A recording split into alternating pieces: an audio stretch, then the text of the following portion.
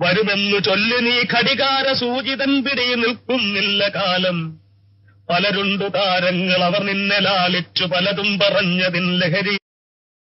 വരുമെന്നു ചൊല്ലു നീ ഘടികാര സൂചിതൻ പിടി നിൽക്കുന്നില്ല കാലം.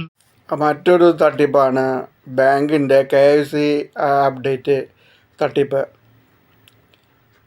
പല അക്കൗണ്ടുകളും ചേരുന്നത് വേണ്ട വിധത്തിലുള്ള രേഖകളെല്ലാം കൊടുത്തിട്ടാണ്. അതിൻ്റെ ആധാർ കാർഡിൻ്റെ കോപ്പി, ഈ പാൻ കാർഡിൻ്റെ കോപ്പി, റേഷൻ കാർഡിൻ്റെ കോപ്പി, എല്ലാ കോപ്പികളും ഫോട്ടോകളും എല്ലാം കൊടുത്തിട്ടാണ് ഒരു ബാങ്ക് അക്കൗണ്ട് തുടങ്ങുന്നത്. പിന്നെ അവർ കുറച്ച് ഉപയോഗിച്ചില്ലെങ്കിലോ അല്ലെങ്കിൽ മറ്റില്ലെങ്കിൽ വീണ്ടും നമ്മളോട് അപ്ഡേറ്റ് ചെയ്യാനായിട്ട് പറയും. ഈ മുമ്പ് കൊടുത്ത കോപ്പി തന്നെ അവിടെ കൊണ്ടുപോയി കൊടുത്തു കഴിഞ്ഞാൽ അപ്ഡേറ്റ് ആയിത്രേ. അപ്പോൾ എന്തിനാണ് ഈ KYC അപ്ഡേറ്റ് എന്ന നിലയ്ക്ക് വച്ചിരിക്കുന്നതെന്ന് വെച്ചാൽ, ഇത് പല അക്കൗണ്ടുകളും മരവിപ്പിക്കാൻ വേണ്ടിയാണ്. അപ്പോൾ ആ പൈസ ബാങ്കുകൾക്ക് കിട്ടാൻ വേണ്ടിയാണ് ഇങ്ങനെ ഒരു പരിപാടി വെച്ചിരിക്കുന്നത്.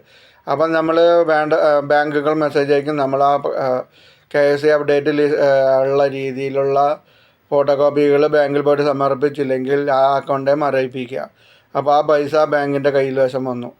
ഇങ്ങനെ പല രീതിയിലും ബാങ്കുകൾ നമ്മുടെ പോക്കറ്റിൽ നിന്ന് കൊള്ളയടിച്ചുകൊണ്ടിരിക്കുകയാണ്.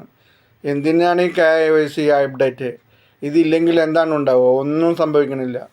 ഈ പഴയ നമ്മൾ കൊടുത്തിട്ടുള്ള പാൻ കാർഡിൻ്റെ കോപ്പി, ആധാർ കാർഡിൻ്റെ കോപ്പി, മറ്റേ കോപ്പി, ഈ കോപ്പി കൊടുക്കലാണ് KYC അപ്ഡേറ്റ് എന്ന് പറഞ്ഞ് ഇവർ തട്ടിപ്പ് നടത്തുന്നത്.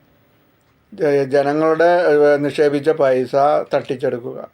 ഇങ്ങനെ കോടിക്കണക്കിന് രൂപയാണ് നമ്മുടെ ബാങ്കുകളിൽ അവർക്ക് കിട്ടിക്കൊണ്ടിരിക്കുന്നത്.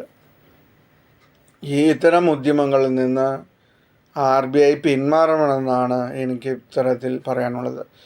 ഒരു പ്രാവശ്യം എല്ലാ രേഖകളും കൊടുത്തിട്ടാണ് അക്കൗണ്ട് തുറന്നിരിക്കുന്നത്.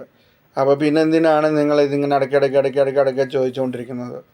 ഇത്തരം പ്രവർത്തികളിൽ നിന്ന് RBI പിന്മാറുക എന്നാണ് എനിക്ക് പറയാനുള്ളത്.